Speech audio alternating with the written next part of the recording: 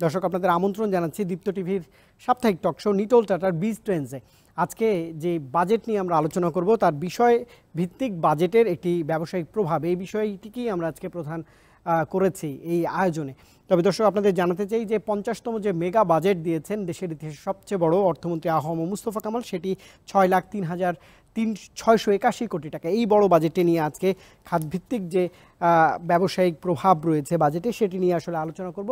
আমার সঙ্গে তিনজন অতিথি আজকে স্টুডিওতে যোগ দিয়েছেন। রয়েছেন আবুল বশির খান, FCMA, তিনি chief financial officer SMC enterprise limited. আপনাকে স্বাগত জানাচ্ছি স্যার। একই সঙ্গে রয়েছেন ডক্টর মাহফুজ কবির, গবেষণা পরিচালক BIISS, তিনি আমার সঙ্গে যোগ দিয়েছেন। একই সঙ্গে রয়েছেন মোহাম্মদ লোকমান হোসেন, তিনি MD Alok health care and hospital limited. তিনজনকেই স্বাগত জানাচ্ছি। অতিমারি চলছে, তারপরেও আমরা স্টুডিওতে অনেকদিন পরে একত্রিত হতে পেরেছি, আপনাদের সবাইকে স্বাগত জানাচ্ছি সেজন্য। মেগা বাজেট আমি শুরুতেই বলছিলাম, আমি একটু ডক্টর মাহফুজ কবির আপনার কাছে আসতে চাই যে 6,03,681 কোটি টাকার বাজেট, অর্থমন্ত্রী একদমই স্পেসিফিকভাবেই বলেছেন যে এই বাজেটটি হচ্ছে সফল হবে কারণ এটি ব্যবসা বান্ধব বাজেট। অতিমারি চলছে, 15 মাস যাবৎ পুরো পৃথিবী এক ধরনের পরিস্থিতির মধ্যে দিয়ে যাচ্ছে।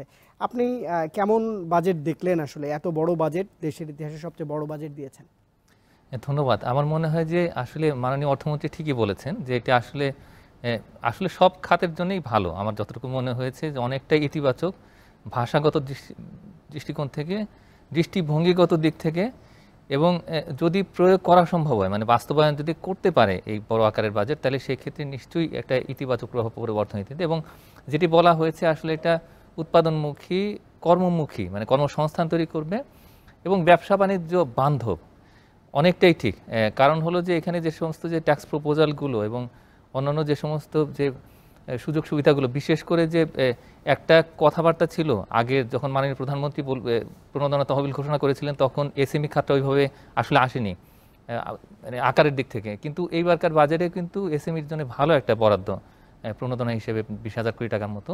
সব মিলিয়ে যে বড়, মাঝারি, ছোট সব রকমের ব্যবসা বাণিজ্যের জন্যেই কিন্তু এটা একটা ইতিবাচক বরাদ্দের দিক থেকে। আমার মনে হয় যে এটা মাননীয় অর্থমন্ত্রী যেরকম করে বলেছেন, তো সেই ভাষার দিক থেকে এটা মোটামুটি ব্যবসা বাণিজ্য এবং উৎপাদন, কর্মসংস্থান এই সবগুলো জায়গাতে আসলে নজর রেখেছে। আরেকটি বিষয় যেটা দেখা গেছে সেটি হলো ঘাটতি। এত বড় আকারের ঘাটতি নিয়ে হয়তো অনেকেই দু একজন কথাবার্তা বলেছেন যে এত বড় ঘাটতির কি দরকার ছিল কিনা। তবে এটা ঠিক যে একটা বিপর্যস্ত অর্থনীতিকে একটা পুনরুদ্ধার করার জন্য যে কন্ট্রাকশনটা হয়েছে আমাদের প্রবৃদ্ধির ক্ষেত্রে 5.24%, সেখান থেকে আবার কিন্তু একটা ভালো টার্গেট দেওয়া হয়েছে যে 7.2% নিয়ে যাওয়ার একটা চিন্তাভাবনা। তো প্রবৃদ্ধিটা আসবে কোত্থেকে? সেখানে তো নিশ্চয়ই সরকারের দিক থেকে একটা বড় রকমের ব্যয়ের কাঠামো দরকার হবে। তো সেই জায়গাতে আমার মনে হয় যে ঘাটতিটা ভালোই হয়েছে, যদিও একটা চাপের কথা চিন্তা ভাবনা করা হচ্ছে, একটা আশঙ্কা আছে যে যদি বিদেশি উৎস থেকে অর্থায়নটা করা সম্ভব না হয়, তাহলে আসলে টাকাটা আসবে কোত্থেকে? ব্যাংকিং খাত থেকে মূলত, আর সঞ্চয়পত্র বিক্রি করে। তাহলে কিন্তু যেটা বলা হয় যে বিদেশি টাকা হলে কিন্তু ঋণের সুদটা বিদেশেই চলে যাবে, কিন্তু দেশের ভিতরে যদি থাকে, সেখান থেকে যদি ঋণ নেওয়া হয়, তাহলে ব্যাংকিং খাতের মাধ্যমে আসলে দেশের ভিতরেই টাকাটা সার্কুলেট হচ্ছে, কোনো না কোনোভাবে টাকাটা দেশের ভিতরে থাকছে। তো সুতরাং একটা এইরকম একটা অতিমারির থেকে অর্থনীতিকে বাঁচানোর জন্য, জীবন জীবিকাকে বাঁচানোর জন্য একটা বড় আকারের ঘাটতি হলেও সেটা কেইনশিয়ান ইকোনমিক্সে বলা হয় যে এইরকম একটা বিপদের সময় সরকারকে ঘাটতি নিতে হলে সেটা কিন্তু অর্থনীতির জন্য ভালো, এবং সেটার কারণে যদি উৎপাদন, ব্যবসা বাণিজ্য এবং জীবন জীবিকা সেটা রক্ষা পায়, তাহলে নিশ্চয়ই এটা একটা ইতিবাচক বাজেট। তবে এটা আসলে বাস্তবায়ন কতটুকু করতে পারে সফলভাবে এবং অপচয় কতটুকু কমানো যায়, তার উপরে আসলে নির্ভর করবে যে বাজেটটা কেমন হলো।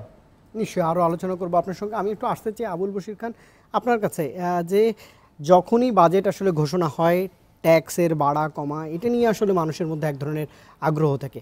এ বিষয়ে একটু আপনার বিশ্লেষণ দিয়ে শুরু করতে চাই। আপনাকে ধন্যবাদ এই বাজেট নিয়ে আলোচনায় আমাকে আমন্ত্রণ জানানোর জন্য। আসলে যেমনটি বলা হলো যে এটা একটা সর্বকালের সবচেয়ে বড় মেগা বাজেট। আসলে তো প্রতি বছর যে প্রবৃদ্ধিটা থাকে সেটা যোগ করলে আসলে বড়ই হবে, এটা কখনোই ছোট হবে না। আমাদের দেখতে হবে যে এটা জিডিপির কত পার্সেন্ট এই বাজেটটা হলো। এটা কিন্তু জিডিপির হিসাব করলে গত বছরে যা ছিল সেই হিসাবে না, এবার 17%-এর উপরে আছে আর কি জিডিপির। 34 লাখ ক্রোড় যদি জিডিপি হয়ে থাকে, সেই ক্ষেত্রে এখানে 6 লাখ ক্রোড়, 6,03,000 ক্রোড় যে বাজেটটা, সেটা হয়তো 17+ হবে আর কি। তো সেটা গত বছরও কিন্তু এই সেম রেশিওই ছিল, রেশিওর দিক থেকে খুব বেশি উন্নতি হয় না। এবং আমি যদি আরো ধরেন না, কিন্তু 20 বছর ঘাটতিতে আমি দেখতে পাচ্ছি যে 6.2%, যেটি ঘাটতি বলা হচ্ছে 2,14,681 ঘাটতিটা হলো কোটি জিডিপির টাকা। 6%। রাইট। এটা যেমনটি মাহফুজ সাহেব বললেন যে এটা আসলে মানে খুব বেশি চিন্তার কোনো কারণ নাই, যে ঘাটতি 6%, ঘাটতি যেটা জিডিপির 6%, এটা 8, 9, 10, 12% হইতে পারে।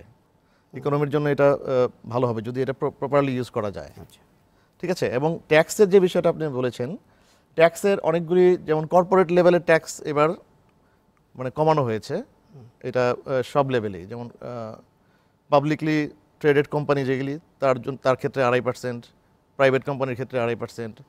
তো এইভাবে কমানোর কারণে গভর্নমেন্টের একটা বড় ধরনের রেভিনিউ হয়তো এখান থেকে আসবে না। But on the other hand এটাতে মানে এটা একটা ইনসেন্টিভ, কিন্তু মানে কর্পোরেটগুলির জন্য এটা একটা ইনসেন্টিভ হতে পারে।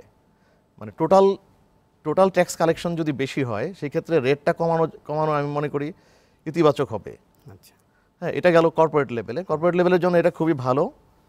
এবং এটাতে ভালো একটা প্রভাব পড়ে প্রোডাকশনের ক্ষেত্রেও, আমাদের ওভারঅল ইকোনমির উপরে। আর আমি যদি সাধারণ ব্যক্তি হিসাবে দেখি, আমার কোম্পানির পার্সপেক্টিভে যদি আমি দেখি যে এটা আমার কমে গেছে, এটা আমার জন্য ভালো। কিন্তু ব্যক্তি হিসাবে যেটা অ্যাজ এ পার্সন, সেই ক্ষেত্রে কিন্তু খুব বেশি কিছু নাই। কারণ গত বছরে যেটা ছিল বাজেটে, এই বছরে ব্যক্তি খাতের সবাই আশা করছিল যে ব্যক্তি পার্সোনাল যে এটা আছে, লিমিটটা আছে, নন ট্যাক্সেবল লিমিট, সেটা হয়তো আরেকটু বাড়বে। কারণ করোনার সময় এখানে মানুষের আসলে জীবিকার একটা বিষয় আছে, মানুষের ইনকামের যেখানে কমে গেছে, সেখানে ট্যাক্সটা যদি আরেকটু বেশি লিমিটটা বাড়ানো যেত, সেক্ষেত্রে হয়তো মানে অ্যাজ এ পার্সন হিসাবে আমি এটা আশা করেছিলাম। বাট যাই হোক, ওভারঅল যেটা হয়েছে সেটা খারাপ হয় নাই, ভালোই হয়েছে। তবে এটা পুরো বাজেটটাই নির্ভর করতেছে হলো এটার প্রপার ইউটিলাইজেশনের উপরে, এবং কিভাবে ইউটিলাইজ করবে এই বাজেটটা। এখন এই সামগ্রিক বাজেটের ক্ষেত্রে কোভিডকে যে প্রাধান্য দেওয়ার দরকার ছিল, যেই এটা আমি গত বছরের এটা প্রথম ছিল, ফার্স্ট বাজেট ছিল করোনাকালীন সময়ের। কিন্তু এই বছরে কিন্তু আমরা অনেক ম্যাচিউরড, আমরা এটার সম্বন্ধে জানি। কিন্তু জানার পরেও কিন্তু এইভাবে হেলথ সেক্টরে যে বাজেটটা হয়েছে, সেটা যদিও কিছুটা বেশি, বাট সেটা কিন্তু পর্যাপ্ত পরিমাণে হয় নাই। 5%-এর মতো হয়েছে এটা। তো গত বছরও এরকমই ছিল, খুব একটা স্মল একটা পার্সেন্টেজ হয়তো এখানে বেড়েছে। তো এটা আমার এক্সপেকটেশন ছিল যে এটা আরও বাড়বে। এবং আরেকটা সেক্টরের কথা আমি বলবো, সেটা হলো শিক্ষা, এডুকেশন সেক্টরে বাজেটটা কিন্তু আসলে ওইভাবে বাড়ে নাই, মানে আরও বাড়া দরকার ছিল এডুকেশন সেক্টরে। কারণ এডুকেশনটা আসলে করোনা শেষ হওয়ার পরে বাংলাদেশের এডুকেশন সিস্টেমটা কি হবে, কিভাবে এটাকে ইনসেন্টিভাইজ করা যাবে। অনেক ছোট ছোট স্কুল বা মানে কলেজ বা যেগুলি সরকারের ওইভাবে সাহায্য পেত না, প্রাইভেট সেক্টরে চলতো, সেগুলি কিন্তু অনেক বন্ধ হয়ে গেছে। এবং অনেক বন্ধ হওয়ার পথে, ছাত্র নাই, ছাত্রদের পড়াশোনার বিষয়টা আছে, কারণ এখানে ইন্টারনেটের অ্যাভেলেবিলিটির ব্যাপার আছে, বিশেষ করে গ্রামাঞ্চলে। এই বিষয়গুলিকে আরও গুরুত্ব দেওয়া যেত। আমার সোফার যে বিশ্লেষণ, তাতে এই দুইটা সেক্টরকে আরেকটু বেশি গুরুত্ব দেওয়া যেত, এটা কম দেওয়া হয়েছে। নিশ্চয়ই স্বাস্থ্য খাতের বাজেট নিয়ে নিশ্চয়ই আপনার সঙ্গে কথা বলবো আরও। আপনাকে একটু জানতে চাই, অর্থমন্ত্রী স্বাস্থ্য খাতে এবার 32,731 কোটি টাকার প্রস্তাব করেছেন এখন পর্যন্ত, যেটি গতবারের চেয়ে কিছু বেশি রয়েছে। আমি একটু যেতে চাই মোহাম্মদ লোকমান হোসেন আপনার কাছে, বেসরকারি খাত নিয়ে। স্বাস্থ্য খাতে বলছিলাম যে 32,731 কোটি টাকার বাজেটের প্রস্তাব করেছেন, জিডিপির মাত্র 0.95%। আপনি তো বেসরকারি খাতের একজন উদ্যোক্তা, স্বাস্থ্য খাতে বরাদ্দ আপনি জানলেন, সরকারের পাশাপাশি এই খাতে বেসরকারি বিনিয়োগও একটা বড় অংশীজন বা অংশীদার হয়ে থাকে। বাজেটে আপনাদের কতটা প্রত্যাশা পূরণ হয়েছে আসলে, এটি দিয়ে শুরু করতে চাই। আমাদের তো ধন্যবাদ আপনাকে, প্রথমত নিটুল টাটাকে ধন্যবাদ আমাকে সুযোগ দেওয়ার জন্য। আমি প্রথমে বলবো যে বাজেট নিয়ে ওনারা কথা বলেছেন। আমি বলতে চাই যে আমাদের হেলথ সেক্টরে যে যতটুকু বাজেট 32,731 কোটি টাকা, এটা যদি বাংলাদেশের জনসংখ্যার অনুপাতে বাজেট হয়, এটা খুব বেশি নয়। এখন এইটা বাস্তবায়নের ব্যাপার, বাস্তবায়ন কতটুকু হবে। গত বছরও কিন্তু আমাদের পুরো বাজেটটা আমাদের এক্সপেন্স করতে পারেন এই সরকার। আর সেই ক্ষেত্রে আমরা প্রাইভেট সেক্টরে আমাদের তো ওইভাবে বাজেট থাকে না, আমাদের প্রাতিষ্ঠানিক বাজেট থাকে, যে আমাদের লক্ষ্যমাত্রা থাকে যে আমরা কি করতে যাচ্ছি। আমি একজন বেসরকারি উদ্যোক্তা হিসেবে আমাদের বেসরকারি অ্যাসোসিয়েশন আছে, তাদের সাথে কথাবার্তা হয়। আমাদের যে সুযোগ সুবিধা গভর্নমেন্ট দিচ্ছে, কিছু কিছু ইকুইপমেন্টের উপরে, মেশিনারিজের উপরে ভ্যাট এবং ট্যাক্সের উপরে কিছু ছাড় দিয়েছে। আমি মনে করি যে এটাও খুব বেশি উৎসাহব্যঞ্জক না হলেও আমি মনে করি মন্দের ভালো, এইটা সামনের দিকে যাবে। তবে আমি সরকারের সমালোচনা না করে আমি মনে করি যে এই 18 কোটি মানুষের দেশে এই বাজেটটা খুব বেশি না, এটা একটু বাস্তবায়নের ব্যাপার, এটা সুন্দরভাবে এটা খরচ করার ব্যাপার, এবং এটা বাস্তবায়ন করলে দেশের স্বাস্থ্য ব্যবস্থা ঘুরবে। আমাদের বশির ভাই যেটা বলতেছিলেন যে খুব বেশি না, আসলেই বেশি না, কারণ আমাদের দেশে চিকিৎসা ব্যবস্থা যতটুকু আছে, আমার মনে করি যে আমাদের ডাক্তার সহ আমাদের নার্স, কলা কৌশলী যারা আছে তাদেরকে আরও নিয়োগ দেওয়া দরকার। সেই ক্ষেত্রে যদি নিয়োগ দেওয়া না যায় তাহলে হয়তো বা বাজেট বাস্তবায়ন দূরের কথা, আমাদের চিকিৎসা ব্যবস্থা ডেভেলপ হবে না। আমাদের ডাক্তার, বিশেষজ্ঞ ডাক্তার তৈরি করা উচিত। আমাদের ডাক্তার যেভাবে তৈরি হচ্ছে, MBBS ডাক্তার বেরোচ্ছে, তাদের এমপ্লয়মেন্ট করা উচিত, নার্সদের এমপ্লয়মেন্ট করা উচিত। কারণ আমাদের দেখবেন সরকারি হাসপাতালগুলোতে অনেক ভিড় লেগে থাকে, আমাদেরও ভিড় লেগে থাকে। কারণ আমাদের এখন ডাক্তারদের এই প্যান্ডেমিকের মধ্যে যদি আমরা বলি এইখানে একটু কম আছে, কিন্তু যখনই একটু প্যান্ডেমিক কমে যায় তখন কিন্তু চেম্বারগুলোতে অনেক রুগীর আবির্ভাব ঘটে, তাদের চিকিৎসা একটা ডিমান্ড, ন্যাশনাল ডিমান্ড কিন্তু আছে। আমরা সরকারি সমীক্ষা জানি 18 থেকে 20% মানুষ কোনো না কোনোভাবে অসুস্থ। সেই 20% মানুষকে যদি আমরা স্বাস্থ্যসেবা নিশ্চিত করতে যাই হোল অফ দ্য ইয়ার, তাহলে বাজেট খুব বেশি নয়, বা বাজেট এটা বাস্তবায়ন সম্ভব। সরকারের যে লোকবল আছে, টিম আছে, সেই টিমগুলো যদি ঠিকমতো কাজ করে আমার মনে হয় যে এগুলো বাস্তবায়ন সম্ভব। ঘাটতির কথা বলা হয়েছে, ঘাটতি একটা আশঙ্কাজনক অবস্থা। এটা অবশ্যই আমি মনে করি যে সমস্ত জায়গায় আর্নিংয়ের ব্যাপার আছে, যেমন ট্যাক্স ডিপার্টমেন্ট আছে, আমাদের বন্দরগুলো আছে, সেই সমস্ত জায়গার থেকে আরও যে উনি বলেছেন যে দেশীয় বিনিয়োগটা যদি দেশে থাকে তাহলে এই ইন্টারনালি সার্কুলেট হলো, এটা নিয়ে আমাদের একটা আশার জায়গা কিন্তু আছে। আমি মনে করি বাজেট বেশি হয় নাই, এটা যদি সরকার গভীরভাবে কাজ করে। এখন তো প্যান্ডেমিকের মধ্যে, প্যান্ডেমিক কমে গেলে এটা বাস্তবায়ন সম্ভব, এবং বাস্তবায়ন করলে আমাদের অর্থনৈতিক অবস্থা উন্নতির দিকেই যাবে বলে আমি বিশ্বাস করি। নিশ্চয়ই। মোহাম্মদ লোকমান হোসেন, স্বাস্থ্য খাতের বাজেট নিয়ে আরও কথা বলবো। আপনারা যেহেতু বেসরকারি খাত নিয়ে আছেন সেটি নিয়েও কথা বলবো। চ্যালেঞ্জ রয়েছে নিশ্চয়ই, আপনারা একটা অতিমারির মধ্যে দিয়ে পার করছেন একটা সময়। আপনি বলছিলেন চিকিৎসক, নার্স সহ যারা এই পেশায় রয়েছেন তাদের আরও প্রণোদনা দেওয়া এবং প্রশিক্ষণের ব্যবস্থা করতে অর্থের প্রয়োজন, সে বিষয়ে নিশ্চয়ই আসবো। কিন্তু ডক্টর মাহফুজ কবির, আপনার কাছে একটু আসতে চাই যে আপনি বলছিলেন যে এত বড় বাজেট ঘাটতি রয়েছে করোনার এই সময়, এত বড় বাজেটের প্রভাব কেমন হবে আসলে প্রাইভেট সেক্টরে, সে বিষয়ে নিশ্চয়ই একটু আপনি জানাবেন। ধন্যবাদ। যেটি হয়েছে যে আমাদের এখন ইনভেস্টমেন্টের যে টার্গেট, যেটা প্রাইভেট সেক্টর ইনভেস্টমেন্ট, সেটাকে সরকার বলছেন যে 25% নিয়ে যাবেন। তো সেটা নিয়ে যাওয়ার জন্য আসলে যে ইনসেন্টিভগুলো, বিশেষ করে যে ট্যাক্সের ইনসেন্টিভ, এটা দরকার ছিল যে এই কর্পোরেট ট্যাক্সের এই জায়গাতে এরকম যদি না হতো তাহলে সেক্ষেত্রে আসলে কী উৎসাহটা পাবেন তারা আসলে নতুন বিনিয়োগ করতে। সেটার পরিপ্রেক্ষিতে আমার মনে হয় যে আসলে এইবারকার যে রেভিনিউ টার্গেট আছে সরকারের, সেটি কিছুটা কমে গেছে, এটা ঠিক। কিন্তু মানে ওভারঅল একটা কনফিডেন্সের যে জায়গা, সেই জায়গাটা একটু তৈরি হয়েছে। তো দু একটা জায়গা আছে, যেমন এই যে মোবাইল যে ফাইন্যান্সিয়াল ট্রানজ্যাকশন, সেখানে কিন্তু আসলে ট্যাক্স বেড়ে গেছে, কর্পোরেট ট্যাক্স।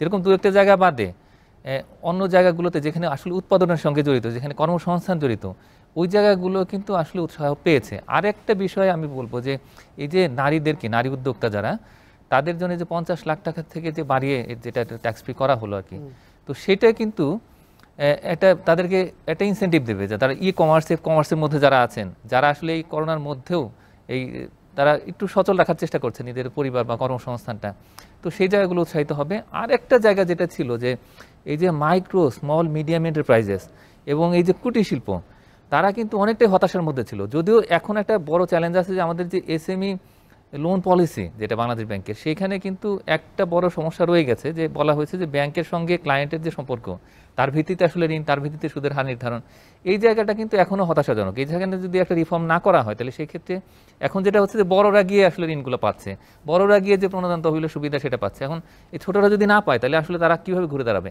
একটা বিষয় মনে রাখতে হবে যে এই এসএমইগুলোই কিন্তু সবচাইতে বেশি কর্মসংস্থান তৈরি করে দেশে, এবং যে লক্ষ লক্ষ যে কর্মসংস্থান, সেই কর্মসংস্থান তো ওইখানে আসছে, এবং এইখানে একটু রিফর্ম করলে আমার মনে হয় যে 20,000 কোটি টাকার যে একটা ব্যবস্থা করা হয়েছে বাজেটে, তো সেইটা তাদের কাছে গেলে তারা আবার ঘুরে দাঁড়াবেন। অনেকেই পথে বসে গেছেন পুঁজি হারিয়ে, তো তারা আবার একটু আশার আলো দেখতে পাবেন।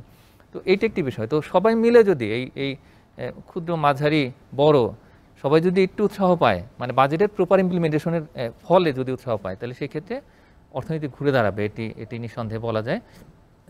এটার জন্য আসলে একটু উদ্যোগী হয়ে কাজ করতে হবে সবাইকে, যে আবার সেই একটা ব্যুরোক্রেটিক হার্ডেল করে যে একটু ঝামেলা তৈরি করলাম, বা রেন্ট সিকিং যে বিহেভিয়ার, ওইগুলোর একটু মনোভাবটা ত্যাগ করতে হবে আমলাদের। এটা যদি করা যায়, তাহলে সেক্ষেত্রে প্রাইভেট সেক্টর নিশ্চয়ই আসবে, এগিয়ে আসবে এই অতিমারিতে। নিশ্চয়ই ডক্টর মাহফুজ কবির, আপনি যথার্থই বলেছেন, এ বিষয়ে আলোচনা করব নিশ্চয়ই। আর আপনি বলছিলেন নারী উদ্যোক্তাদের করমুক্ত আয় সীমা বেড়ে 70 লাখ টাকা করা হয়েছে, এটিতে আসলে ব্যবসা খাতে নিশ্চয়ই গতি ফিরবে, এ বিষয়ে আলোচনা করব। এটিকে সবাই সাধুবাদও জানিয়েছেন, যারা বাজেট পরবর্তী প্রতিক্রিয়া জানিয়েছেন, নিশ্চয়ই সাধুবাদ জানিয়েছেন। দর্শক, একটা বিরতি নিতে চাই। আপনারা দেখছেন নিটোল টাটা বিজট্রেন্ডস এই আয়োজনে একটা বিরতি নিচ্ছি। বিরতির পর আমার যে অতিথিরা রয়েছে তারা বাজেট নিয়ে নিশ্চয়ই আলোচনা করবেন, পর্যালোচনা করবেন, সঙ্গেই থাকবেন।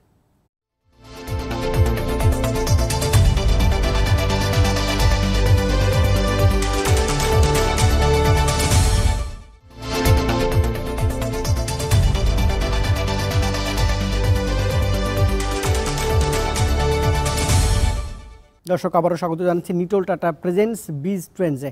আজকের আয়োজনে আমরা যে বিষয়টিকে নির্ধারিত করেছি, সেক্টর ভিত্তিক বাজেটের ব্যবসায়িক প্রভাব। 3 জন অতিথি আমার সঙ্গে রয়েছেন, বিরতির আগেই তাদের পরিচয় করেছিলাম। আমি একটু যেতে চাই এবার আবুল বশির খান, FCMA chief financial officer, SMC enterprise limited. Budget বড়, আপনি বলছিলেন যে স্বাস্থ্য খাত নিয়ে আপনাদের কাজ রয়েছে, আপনাদেরও তো একটি বার্ষিক কর্মপরিকল্পনা থাকে বাজেট নিয়ে, তো সেক্ষেত্রে আপনাদের এবারের পর কর্ম পরিকল্পনা কি? এই বাজেটের পরে আপনারা কি ফোকাস করে আসলে এই একটি বছর এগিয়ে যাবেন বলে সিদ্ধান্ত নিয়েছেন? হ্যাঁ, ধন্যবাদ আপনাকে। আসলে আমরা সরকারের বাজেটটা একটু আগে হয়, আমাদের ফিনান্সিয়াল ইয়ার যেহেতু জুলাইতে শুরু হয়, আমরা বাজেটটা আসলে গভর্নমেন্টের যে বাজেটটা হয় সেটা কিন্তু আমাদের প্রত্যেকটা অর্গানাইজেশনেরই বাজেটে একটা প্রভাব ফেলে। এটা স্বাভাবিক, কারণ এখানে ট্যাক্সের একটা বিষয় থাকে, তারপরে অন্যান্য প্রণোদনার বিষয় থাকে, ব্যাংকের বিষয় থাকে, অনেকগুলি ফাইন্যান্সিয়াল ইস্যুস থাকে প্রত্যেকটা বাজেটের সময়ই। তো আমরা ওই বাজেটটা দেখে তারপরে আমাদের প্ল্যানটা করে থাকি। তো আমাদের এই বছরের বাজেটেও এইটার একটা প্রভাব হয়তো পড়বে, বিশেষ করে প্যান্ডেমিক যেটা লাস্ট 1 ইয়ারে যেটা প্রভাবটা তো প্রত্যেকটা বিজনেসেই পড়েছে, আমাদেরও পড়েছে। তো আমাদের যে ইয়ারলি যে গ্রোথ টার্গেট থাকে, বা নতুন প্রোডাক্ট বা অন্যান্যভাবে এক্সিস্টিং প্রোডাক্ট থেকে একটা গ্রোথের একটা টার্গেট থাকে, এবং সার্ভিস যেগুলি আমরা প্রোভাইড করে থাকি সেটা এখন সেটার উপরে কোভিডের কারণে একটা প্রভাব পড়েছে, এবং এই বছরে যে বাজেট সে বাজেটেও একটা প্রভাব পড়ে। তবে এটা ইতিবাচক হবে, আমরা যেহেতু কর্পোরেট ট্যাক্স রেটটা কমে গেছে 2.5% আমাদের ক্ষেত্রে, আমরা প্রাইভেট অর্গানাইজেশন, আমাদের ট্যাক্স রেটটা 30% হবে। তো সেখানে 2.5% কিন্তু অনেক বড় একটা বিষয়। এখানে যদি 100-150 কোটি টাকা প্রফিট হয় বা 100 কোটি টাকা, সেখানে প্রায় 3-4 কোটি টাকার একটা মানে এখানে আমরা সুবিধা পাবো। তো সেটা একটা ভালো দিক। আর আমরা যেহেতু ফার্মাসিউটিক্যাল সেক্টরে আছি, আমাদের ফার্মাসিউটিক্যালের কিছু র মেটেরিয়ালের উপরে কিছু দাম কমেছে, এবং সবচেয়ে ইম্পর্টেন্ট যেটা আমাদের একটা প্রোডাক্ট আছে হাইজিন প্রোডাক্ট, যেমন স্যানিটারি ন্যাপকিন, তারপর বেবি ডায়াপার। স্যানিটারি ন্যাপকিনের উপরে কিন্তু গভর্নমেন্ট ভ্যাট করেছে, রিয়াদ দিয়েছে, মওকুফ করেছে। তো সেই ক্ষেত্রে এটার দাম হয়তো, এটা জনগণের উপরে এটা একটা ভালো প্রভাব পড়বে। আমি আশা করি যে এটার দাম আমরা হয়তো কমাতে পারবো, কারণ এটা দীর্ঘদিনের একটা, আমাদের একটা অ্যাসোসিয়েশন আছে, হাইজিন প্রোডাক্টস ম্যানুফ্যাকচারিং অ্যাসোসিয়েশন। সেই অ্যাসোসিয়েশনের থেকে এটা একটা অনেক বছর ধরেই, কয়েক বছর ধরেই একটা এটারই ছিল, একটা দাবি ছিল যে এটার উপর থেকে ভ্যাট উইথড্র করা, এবং র মেটেরিয়াল যেটা আছে, এই র মেটেরিয়ালগুলি সবই আসলে বাংলাদেশে থেকে এটা করা যায় না, এটা বাইরে থেকে আমরা নিয়ে আসি। তো সেটার উপর থেকে এটার যে ডিউটিগুলি সেটা গভর্নমেন্ট এটা খুব ভালোভাবে জিনিসটা অ্যাড্রেস করেছে। এই জন্য আমরা গভর্নমেন্টকে অ্যাসোসিয়েশনের পক্ষ থেকে ধন্যবাদও জানিয়েছি। এবং এটার ডাইরেক্ট প্রভাব পড়বে সাধারণ জনগণের উপরে, বিশেষ করে আমাদের যে বাংলাদেশের যারা এলিজেবল যেসব মেয়েরা আছে, যারা এলিজেবল, তাদের যে স্যানিটারি ন্যাপকিন ব্যবহারের যে ইউজ করার যে আপনার সক্ষমতাটা সেটা বৃদ্ধি পাবে। কারণ এটার দামের জন্য, প্রাইসের কারণে এতদিন এটা কিন্তু আসলে ওইভাবে কম ছিল ব্যবহারটা। এখন আশা করি এটার ব্যবহার বাড়বে এবং আমাদের আসলে প্রাইস কমানোর পরও আশা করি এটার প্রফিটেবিলিটি আমাদের ঠিকই থাকবে যতটুকু আমরা। আর এসএমসি যেহেতু একটা সোশ্যাল মার্কেটিং একটা অর্গানাইজেশন, এখানে ব্যক্তিগতভাবে প্রফিট করার কোনো সুযোগ নাই, কারণ এই কোম্পানিটাই আসলে সোশ্যাল মার্কেটিং করে থাকে। এখানে কারো ব্যক্তির এখানে কোনো ইনভলভমেন্ট নাই। এটা একটা যতগুলি যা প্রফিট হবে সবই সাধারণ মানুষের জন্যই করে থাকে, এটার কোনো ব্যক্তি কোনো ডিভিডেন্ড পায় না। তো সেই ক্ষেত্রে আমরা খুবই হ্যাপি হব যে সাধারণ মানুষের এই ক্রয় ক্ষমতার মধ্যে এই জিনিসগুলি চলে আসবে এবং মেডিসিনের দামও যদি আমরা একটু কমাতে পারি, সেইটার থেকে যদি প্রফিটেবিলিটি যেটা হয় সেটাও আমরা বেশি হলে সেটা আমরা জনগণের জন্য বেশি কাজ করতে পারবো। এটা আমি আমার অর্গানাইজেশনের পক্ষ থেকে এটা বললাম। বাট কিছু জিনিস আছে যেটা আলোচনা হয়েছে অলরেডি, যে লাস্ট ইয়ারে যে ইমপ্লিমেন্টেশনের যে রেটটা সেটা খুব আশাব্যঞ্জক না। আমি যেটা দেখলাম যে লাস্ট এপ্রিল পর্যন্ত আমাদের যে হিসাবটা আছে তাতে গভর্নমেন্টের যে ইমপ্লিমেন্টেশন সেটা 58% ইমপ্লিমেন্ট হয়েছে শুধুমাত্র রেভিনিউ কালেকশনের ক্ষেত্রে। ইভেন খরচের ক্ষেত্রে আরও কম, বিশেষ করে এডিবি যা ডেভেলপমেন্ট এক্সপেন্ডিচার যেটা আছে, ক্যাপিটাল এক্সপেন্ডিচার আমরা যেটাকে বলি, সেটা আরও কম, সেটা আমার মনে হয় 1/4 বা এরকম হয়েছে। সো এই জিনিসগুলি খুবই চ্যালেঞ্জের একটা বিষয়, যে প্যান্ডেমিকের সময়ে যদি এই অ্যাক্টিভিটিসগুলি না করা যায়। ডক্টর মাহফুজ যেটা বলেছেন যে ইকোনমিক অ্যাক্টিভিটিসকে করতে গেলে অবশ্যই আপনাকে গভর্নমেন্টকে ভর্তুকি দিয়ে হলেও ইকোনমিক অ্যাক্টিভিটিস করাইতে হবে, সেটা কিন্তু করানো যাচ্ছে না। কারণ যেহেতু এক্সপেন্ডিচারটা ইউটিলাইজেশন রেট এত কম, এটা যদি বাড়ানো যায় তাহলে ইকোনমি আরও গতিশীলতা পাবে এবং ওভারঅল মানুষের পারচেজিং পাওয়ার বাড়বে, ইকোনমিটা আরও চাঙ্গা হবে আর কি। এই জিনিসগুলিকে আমাদেরকে ইম্পর্টেন্স দিতে হবে, যারা সরকারের আছেন বা আমরা প্রাইভেট সেক্টরে আছি, সবাইকে সম্মিলিতভাবেই করতে হবে এই কাজগুলি। মানে গভর্নমেন্ট ইকোনমিক যে অ্যাক্টিভিটি সেটা বাড়ানোর জন্য ছোট ছোট বিলিয়ন্স অ্যাক্টিভিটিস হয়, আমাদের ট্রানজ্যাকশন হয়, সেই ট্রানজ্যাকশনগুলিকে বাড়াইতে হবে। আসলে মানুষকে ঘরে বসায় রাখলে তো ট্রানজ্যাকশন হবে না। তো এটাকে কিভাবে আরও গতিশীল করা যায় সেই দিকে আমাদেরকে একটু নজর দিতে হবে, এবং সেটা গভর্নমেন্ট যদি ভর্তুকি দিয়েও করতে পারে সেটা খুবই ভালো একটা দিক হবে এই বাজেটের। আবুল বশির খান, আপনাকে অসংখ্য ধন্যবাদ। এবার একটু মোহাম্মদ লোকমান হোসেন আপনার কাছে ফিরতে চাই। আপনি MD Alok health care hospital limited, অতিমারি চলছে। আমি যে বিষয়ে আপনার একটু বক্তব্যই জানতে চাই সেটা হচ্ছে যে এত বড় চ্যালেঞ্জের সময় আপনারা আসলে কিভাবে সেবা খাতে টিকে রয়েছেন, এটা তো বড় প্রশ্ন। গুরুত্বপূর্ণ কথা বলেছেন। আসলে একটা কথা হলো যে পেটে যেমন ক্ষুধা লাগে সেরকম কিন্তু সময়ও পার হয়ে যায়। আমরা প্যান্ডেমিক নিয়ে বসে থাকলে তো হবে না, বাঁচার জন্য সংগ্রাম করতে হবে। যেমন আমাদের সরকার সহ আমরা সাধারণ জনগণ যারা আছি তারা কিন্তু বাঁচার জন্য চেষ্টা করছি। যেমন আমাদের যারা এই বিশেষজ্ঞগণ আছেন ওনারা কিন্তু বলছেন যে সামাজিক দূরত্ব বজায় রেখে, মাস্ক পরিধান করে, হ্যান্ড স্যানিটাইজার ব্যবহার করে কাজে যেতে হবে, নিজেকে সুরক্ষা দিয়ে কাজে যেতে হবে। কাজ না করলে তো আমাদের সংসার ধর্ম চলবে না, আমাদের প্রতিষ্ঠান চলবে না। আমরা আমাদের কর্মীদের সহ ডাক্তারদেরকে উদ্বুদ্ধ করি যে আমরা সামাজিক দূরত্ব বজায় রাখব যতটুকু সম্ভব। যে বাংলাদেশ সরকারের গাইডলাইন আছে 3 ফিট, আর WHO আছে 6 ফিট দূরত্ব বজায় রেখে আমরা কাজ করব। আমরা চেষ্টা করতেছি যে বাংলাদেশ সরকারের যে গাইডলাইন আছে যে অন্তত 3 ফিট দূরত্ব বজায় রেখে এটা আমরা কাজ করে যাচ্ছি। তা আমাদের এই নতুন বাজেটে প্রশ্ন করেছিলেন যে নতুন বাজেটে আমরা কি করছি। যে নতুন বাজেটে আমার প্রতিষ্ঠান আলোক হেলথ কেয়ার অ্যান্ড হাসপাতাল, আমরা ইতিমধ্যে 150 বেডের হাসপাতালের দ্বার প্রান্তে চলে আসছি। আমার টার্গেট হলো যে আগামী 1 জুলাই থেকে আমরা একটা অংশ মানে 100 বেড আমরা শুরু করব। 2টা বিল্ডিং, একটা বিল্ডিংয়ের কাজ শেষ, আমরা গোছাচ্ছি।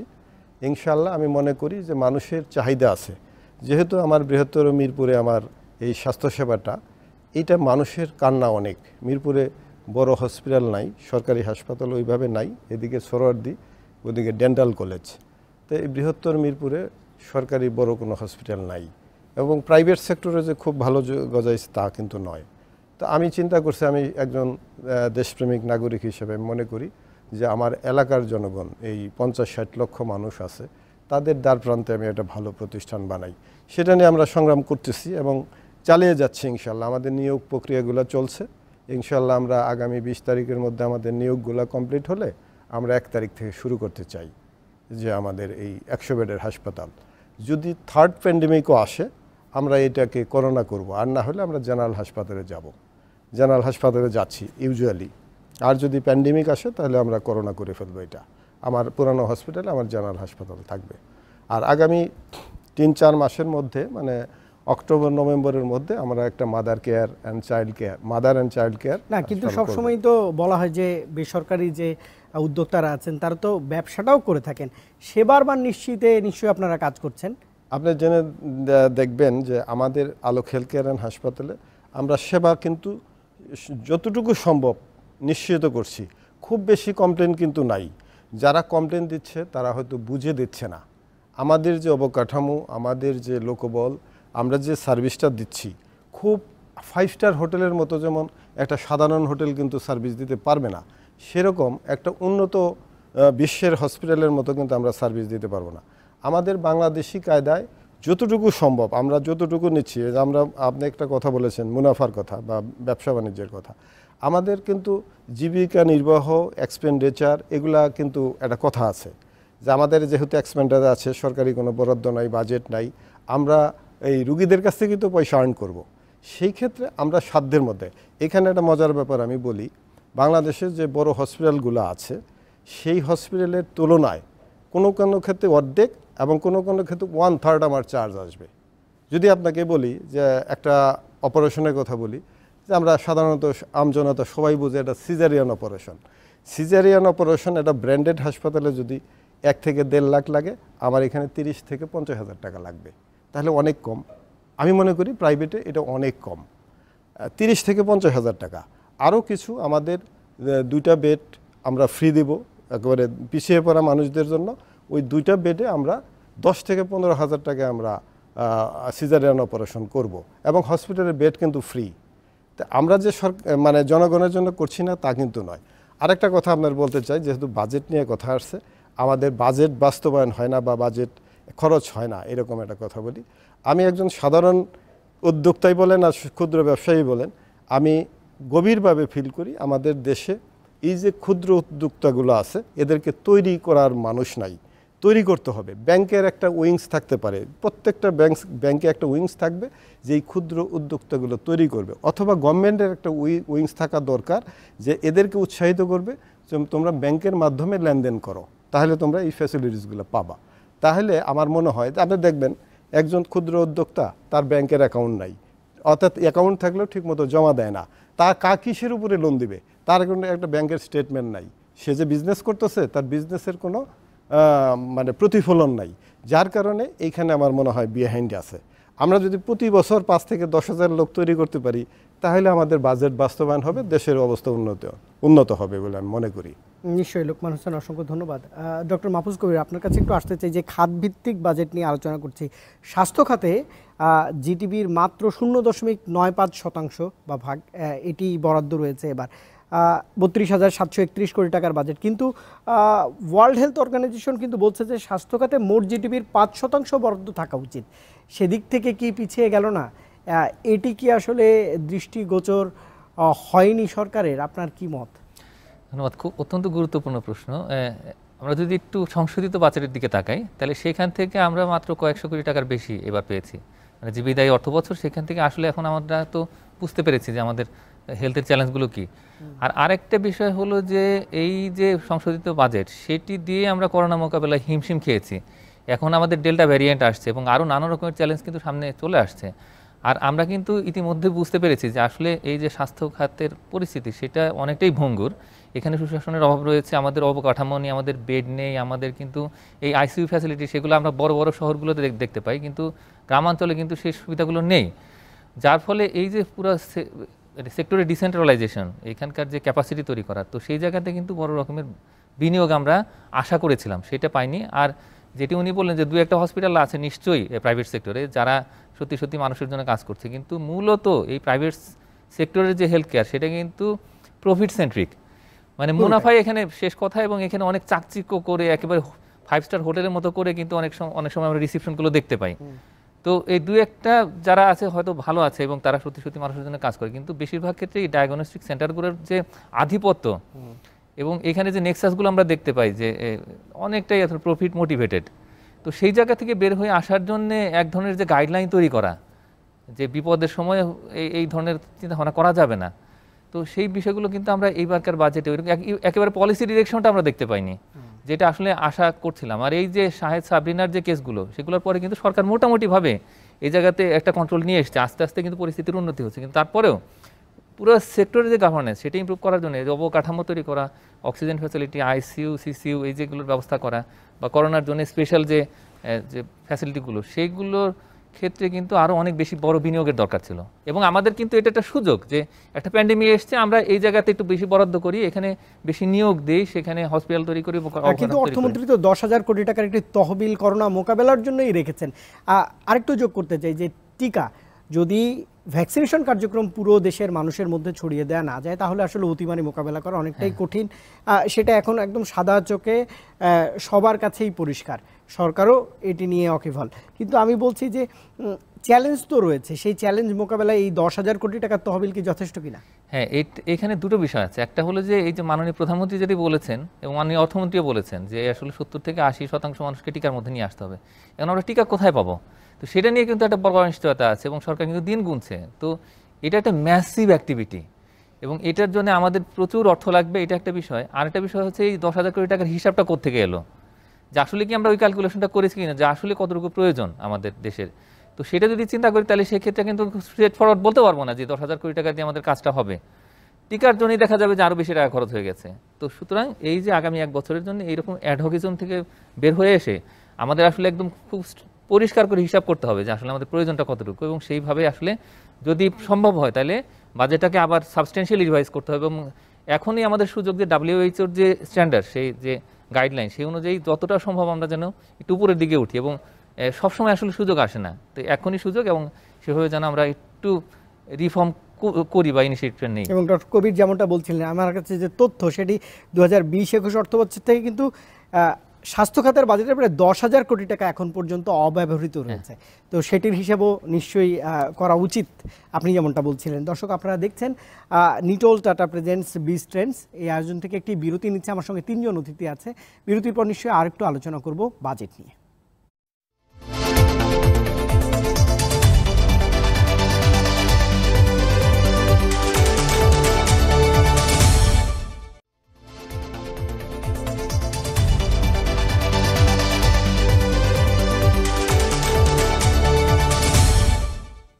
দর্শক, বিরতির পর আবারও স্বাগত জানাচ্ছি আপনাদের দীপ্ত টিভির সাপ্তাহিক আয়োজন নিটোল টাটা প্রেজেন্টস বিজ ট্রেন্ডসে। আজকের আয়োজনে আমরা সেক্টর ভিত্তিক বাজেটের ব্যবসায়িক প্রভাব নিয়ে আলোচনা করছি। 3 জন অতিথি রয়েছেন। আবারও ফিরতে চাই অতিথির কাছে। আবুল বশির খান, আপনার কাছে ফিরতে চাই যে আপনারা যে সেক্টরে আসলে সেবামূলক সেক্টরে কাজ করছেন, সেখানে নিশ্চয়ই চ্যালেঞ্জ রয়েছে। আগামী দিনের চ্যালেঞ্জগুলো কি? আর বাজেট তো কয়েকদিন পরে পাশ হয়ে যাবে, তারপরে আপনারা এই সেক্টরকে বাঁচিয়ে রাখার জন্য বা সেবা দেওয়ার জন্য প্রণোদনা চান কিনা সরকারের কাছে? কি ধরনের রূপরেখা দিলে আপনাদের ব্যবসায়িকভাবে আসলে আপনারা এগিয়ে যেতে পারেন, দেশ এগিয়ে যাবে, সে বিষয়ে একটু জানতে চাই। হ্যাঁ, আপনাকে ধন্যবাদ আমাকে সুযোগ দেওয়ার জন্য আবারও। সেটা হলো যে আমি যে কথাটা বলতে চাই প্রথমে, এটা ওভারঅল আমি যেটা গভর্নমেন্টের এই পক্ষ থেকে, মানে করোনার জন্য আমাদের দেশে এখন পর্যন্ত কি পরিমাণ ক্ষয়ক্ষতি হয়েছে সেটা কিন্তু সেরকম কোনো স্টাডি আমার চোখে পড়ে নাই, আমি দেখি নাই। এটা হয়েছে কিনা আমি জানি না, আমার মনে হয় নাই। 2-1টা প্রাইভেট অর্গানাইজেশন করেছে, ব্র্যাক করেছে, আর অন্য সম্ভবত সিপিডি বা তারা করতে পারে। বাট সরকারের পক্ষ থেকে এটা কিন্তু খুবই জরুরি ছিল। 1 বছরের বেশি সময়, প্রায় 1.5 বছর হয়ে গেছে, সেইখানে এরকম একটা স্টাডি করে কি পরিমাণ ক্ষয়ক্ষতি হয়েছে বিভিন্ন সেক্টরে, এটা শুধু হেলথ সেক্টরের কথা বলছি না আমি, বিভিন্ন সেক্টরে বিজনেসে একটা বড় ধরনের প্রভাব পড়েছে। তো সেটা হিসাবটা বের করে তারপর সেই অনুযায়ী প্ল্যান করা দরকার ছিল। সেই প্ল্যানটা আসলে এখন পর্যন্ত করা হয় নাই। আমি আশা করি গভর্নমেন্ট এটা করবে, হয়তো এটা একটা বড় মেগা একটা ইস্যু, এটা হয়তো সময় লাগতে পারে। গভর্নমেন্টের কাছে এক্সপেকটেশন হলো যে এরকম একটা স্টাডি করুক গভর্নমেন্ট, ইকোনমি কীভাবে ক্ষতিগ্রস্ত হয়েছে, কতটুকু হয়েছে, সেটা যদি জানতে পারি আমরা, তাহলে ফিউচারে আমরা সেই অনুযায়ী প্ল্যানটা করতে পারবো। এটা 1 বছরের বাজেট দিয়ে আসলে জিনিসটা হবে না, এটা আমাদের হয়তো 2, 3, 4, 5 বছরের একটা প্ল্যান করতে হবে। এই মানে ক্ষয়ক্ষতির পরিমাণটা কিভাবে আমরা মেকআপ করব নেক্সট কাপল অফ ইয়ার্সে। আরেকটা হলো যে আপনার আমাদের বিজনেসের ইয়ে থেকে যেটা, সেটা জনগণের যদি ক্রয় ক্ষমতা বাড়ে, পারচেজিং পাওয়ার বাড়ে, তখন তো বিজনেস ভালো হবে, খুবই স্বাভাবিক কথা এটা। এখন বিভিন্নভাবে ইকোনমিক অ্যাক্টিভিটিসগুলি কমে গেছে, সেই অ্যাক্টিভিটিসগুলিকে বাড়ানো, যেমন একটা রিক্সাওয়ালা হয়তো ওইভাবে প্যান্ডেমিকের সময়ে সে আগের মতো সে অতটা সেই পরিমাণে সে বের হইতে পারে না রাস্তায়, ইভেন অনেকে গ্রামে চলে গেছে। আমি সিম্পল একটা এক্সাম্পল দিয়ে বলছি আর কি, সে গ্রামে চলে গেছে, সে ঢাকায় থাকলে কি হইতো, সে তার একটা বাসা ভাড়া নিয়ে থাকতো, সে একটা দোকানে যেত, সে কিছু অ্যাক্টিভিটিস করতো, সেখানে ওভারঅল ইকোনমিতে একটা প্রভাব পড়তো। কিন্তু এখন কি হয়েছে, সে তার যেহেতু ইনকামের সোর্স নাই, সে গ্রামে চলে গেছে। এরকম অনেক ছোট ছোট যারা কাজ করে, বিশেষ করে যারা ছোট ছোট ক্ষুদ্র ব্যবসায়ীও আছে, এর মধ্যে অনেকের ব্যবসা বন্ধ করে দিছে, যেমন এসএমই এমএসএমই যারা আছে, তাদেরকে আসলে গুরুত্ব গভর্নমেন্ট কিছু তাদের জন্য বরাদ্দ করেছে, এটা ঠিক, আমি এটা অস্বীকার করব না, অবশ্যই করেছে। বাট তাদের যে ফ্যাসিলিটিটা, মানে তাদের জন্য যে ইনসেন্টিভটা, সেটা তারা আসলে নিতে পারছে না সেভাবে। ব্যাংক থেকে যদি তাদেরকে এটা নিতে হয়, সেক্ষেত্রে ব্যাংকের যে কমপ্লায়েন্স, এত কমপ্লায়েন্স করে এই এসএমই বা এমএসএমইর পক্ষে এই লোনগুলিকে নেওয়া সম্ভব না। সেজন্য তাদেরকে যদি অনুদান দেওয়া হতো, তাদেরকে রেকর্ড করে বা ওইভাবে অনুদান যদি দেওয়া সম্ভব হতো, তাহলে প্রণোদনা তো দেওয়া হয়েছে, এটা লোন হিসাবে দেওয়া হয়েছে, কিন্তু হয়তো সহজ শর্তে লোনের একটা ব্যবস্থা, কিন্তু লোন তো আসলে তাদের জন্য ওই পাওয়াটাই কঠিন, যেহেতু অনেক বড় কমপ্লায়েন্স আছে ব্যাংকের। ব্যাংক তো আসলে সবাইকে লোন দিবে না, খুবই স্বাভাবিক এটা। ব্যাংকেরও কিছু ক্রাইটেরিয়া আছে, সেই ক্রাইটেরিয়া ফুলফিল না করলে ব্যাংক লোন দিবে কেন? এখন ওভারঅল অ্যাক্টিভিটিগুলি যদি বাড়ে, তাহলে প্রত্যেকটা বিজনেসে ভালো হবে। বিজনেসে বাড়ানোর জন্য গভর্নমেন্ট এবার যে পদক্ষেপটা নিয়েছে, সেটা খুবই সাধুবাদ জানাই আমি, কারণ ট্যাক্স রেটটা একটা দীর্ঘদিনের প্রত্যাশা ছিল কমানো, এটা গত 2 বছরে গভর্নমেন্ট একটা ভালো 5%-এর মতো কমিয়ে ফেলেছে। তো সেটা একটা ভালো দিক ইনভেস্টমেন্ট আকর্ষণ করার জন্য, সেটা আশা করি হবে। এবং সে এই পদক্ষেপগুলির সাথে সাথে গভর্নমেন্টকে তাদের যে সক্ষমতা, গভর্নমেন্টের যে সক্ষমতা খরচ করার এবং রেভিনিউ কালেকশনের, সেটাও বাড়াইতে হবে। এবং রেভিনিউ কালেকশনের জন্য গভর্নমেন্টের যে স্বচ্ছ যে পলিসি, সেটা থাকা দরকার, আরও ডিজিটালাইজেশন করা দরকার। যেমন এখন ভ্যাট কালেকশনের ক্ষেত্রে অনেক ডিজিটালাইজেশন চলে আসছে, ট্যাক্স কালেকশনের ক্ষেত্রেও সেটা করতে হবে। সেটা করলে কিন্তু এই যে মানুষের যে হয়রানি বা এগুলি অনেক কমে যাবে এবং মানুষ ট্যাক্স দিতে কিন্তু উৎসাহিত হবে। নিশ্চয়ই, আপনার এই প্রত্যাশায় আপনাকে ধন্যবাদ জানাচ্ছি আবুল বশির খান। আপনি যথার্থই বলেছেন যে এইভাবেই আসলে অর্থনীতিতে গতি ফিরবে। মোহাম্মদ লোকমান হোসেন, আপনি তো বেসরকারি খাতের একজন উদ্যোক্তা, সামনের দিনে কি চ্যালেঞ্জ দেখছেন? এই চ্যালেঞ্জগুলো কি উত্তরণ সম্ভব এই অতিমারির মধ্যে? আপনাদের যে সুযোগ সুবিধা রয়েছে এই বাজেট থেকে যতটুকুই পাচ্ছেন, সেটি নিয়ে কি এগিয়ে যাওয়া সম্ভব কিনা? চ্যালেঞ্জ একটাই, সেটা হলো যে বাজেট যতটুকু হয়েছে সেটা আপাত দৃষ্টিতে বড় মনে হলেও 18 কোটি মানুষের দেশে এটা বেশি না। এখন বাস্তবায়নটাই হলো চ্যালেঞ্জ। সরকার বাস্তবায়ন করবে, আমরা সরকারকে সহযোগিতা করব। আর আরেকটা কথা আপনার মাধ্যমে বলতে চাই, আমাদের এই বাজেট স্বাস্থ্য সেক্টর, এটা নিয়েও এর মাঝেও কিন্তু এই প্যান্ডেমিকের মধ্যেও কিন্তু মানুষ বিদেশে যায়, যখনই সুযোগ পায় তারা চিকিৎসার জন্য বিদেশে যাচ্ছে। যেমন আমাদের, আপনি জেনে খুশি হবেন যে আমাদের পার্শ্ববর্তী দেশ ইন্ডিয়াতে অনেক আইভিএফের জন্য, আইওআইয়ের জন্য, মানে অর্থাৎ যে সমস্ত দম্পতিরা বাচ্চা পাচ্ছে না, তারা কিন্তু প্রচুর পরিমাণে যাচ্ছে এবং অন্যান্য চিকিৎসায়, অপারেশন চিকিৎসা, এগুলোর জন্য যাচ্ছে। আমরা বেসরকারি উদ্যোক্তা হিসেবে আমরা মনে করি যে এই ফ্যাসিলিটিসগুলো যদি গুণগত মানের বাংলাদেশে তৈরি করা যায় তাহলে আমাদের এই বাজেট বাস্তবায়ন হবে, দেশের মধ্যে টাকাটা থাকবে, বিদেশে টাকাটা যাবে না। আমি জানি যে প্রায় 30,000 কোটি টাকা এমনি অন্যান্য সময়ের মধ্যে গত বছর কতটুকু, গত 15 মাসে কতটুকু গেছে এই সমীক্ষাটা আমার কাছে নাই, তবে কম বেশি 30,000 কোটি টাকা আমাদের দেশ থেকে চিকিৎসার নামে বেরিয়ে যায়, শিক্ষার নামে তো বেরিয়ে যাচ্ছেই। তো এগুলাও আমাদের রক্ষা করতে হবে। আমি মনে করি সাধারণ নাগরিক হিসেবে এটা রক্ষা করার জন্য আমরা যে পদক্ষেপটা নিয়েছি, যে আমরা একটা পেইনলেস নর্মাল ডেলিভারি, আপনি দেখবেন যে ইউরোপ আমেরিকাতে এখন আর সিজার করতে চাচ্ছে না, নর্মাল ডেলিভারিতে আকৃষ্ট করছে মানুষকে। আমি একটা পেইনলেস নর্মাল ডেলিভারি আলাদা একটা হসপিটাল আমি করতে চাই, সেখানে চাইল্ড কেয়ারটা সহ করতে চাই। যে সমস্ত দম্পতিরা 18 থেকে 20% বা 22% দম্পতি বাচ্চা পাচ্ছে না, আমি মনে করি আমরা একটা নিজের আলোচনা করেছি ডাক্তারদের নিয়ে যারা আইভিএফ নিয়ে কাজ করে, তাদেরকে অর্ধেক যে সমস্ত দম্পতিরা বাচ্চা পাচ্ছে না, ইসলামী কায়দায় আমাদের ইসলামে দীক্ষিত হয়ে অর্ধেক দম্পতিকে বাচ্চা দেওয়া যাবে। সেই জন্য আমি একটা আইভিএফ সেন্টার করতে চাচ্ছি। আরেকটা হলো পেইনলেস নর্মাল ডেলিভারি করতে চাচ্ছি, যে আমরা আপনি দেখবেন 97-98% মানুষ সিজারের দিকে আকৃষ্ট হচ্ছে, ডাক্তারও আকৃষ্ট করছে, উৎসাহিত করছে। এখান থেকে মানুষকে ফিরাইতে হবে। আমি একটা পেইনলেস নর্মাল ডেলিভারি করলে সেইখানে 90 বা 92% বাচ্চা নর্মালি প্রসব হবে। এটা নিয়ে আমি কাজ করছি। আমাদের বৃহত্তর মিরপুরে আমাদের আলোক হেলথ কেয়ারে, আমাদের যে আলোক হেলথ কেয়ার অ্যান্ড হাসপাতালে আপনি দেখবেন অন্যান্য হাসপাতালের চেয়ে অপেক্ষাকৃত খরচ কম। আমাদের এখানে এখনও একটা সিজারিয়ান অপারেশন 25 থেকে 40-এর মধ্যে হয়। এটা কিন্তু আমি মনে করি প্রাইভেট হসপিটালে এটা চিন্তার বাইরে। আমি এটা কমায় রাখতেছি। এখানে যে সিজারিয়ান অপারেশন ভালো হচ্ছে না তা না, কিন্তু আমি মনে করি সরকার আমাদেরকে সহযোগিতা করলে, আমাদেরকে দৃষ্টি দিলে, যেমন এই কর্পোরেট ট্যাক্স কমাস 2.5% কমিয়েছে, সেটা আমাদের জন্য অনেক ভালো হবে, আমরা উৎসাহিত হব। নিশ্চয়ই আপনার এই উদ্যোগগুলো মানব সেবায় আপনারা নিয়োজিত করবেন এবং মানুষের দোরগোড়ায় পৌঁছাবেন এমন প্রত্যাশা থাকছে। আপনাকে অসংখ্য ধন্যবাদ জানাচ্ছি মোহাম্মদ লোকমান হোসেন। ডক্টর মাহফুজ কবির, আপনার কাছে শেষে আসতে চাই যে বড় মেগা বাজেট নিয়ে কথা বলছিলাম, বাজেট পরবর্তী বিভিন্ন গবেষণা প্রতিষ্ঠান তাদের প্রতিক্রিয়া জানিয়েছেন। তারা বলছেন যে কাঠামোগতভাবে দুর্বলতা রয়েছে এই বাজেটে। আবার টিআইবির মতো প্রতিষ্ঠান বলছে কালো টাকা সাদা করার সুযোগ নিয়ে অর্থমন্ত্রীর ইঙ্গিতকে তারা বৈষম্যমূলক বা অসাংবিধানিক বলছেন, এমন তারা তাদের কমেন্টস বা মতামত দিয়েছেন। কিন্তু এই বড় বাজেটের চ্যালেঞ্জ কি হবে, যদি একদমই মোদ্দা কথায় আপনি বলেন যে চ্যালেঞ্জ আসলে কি?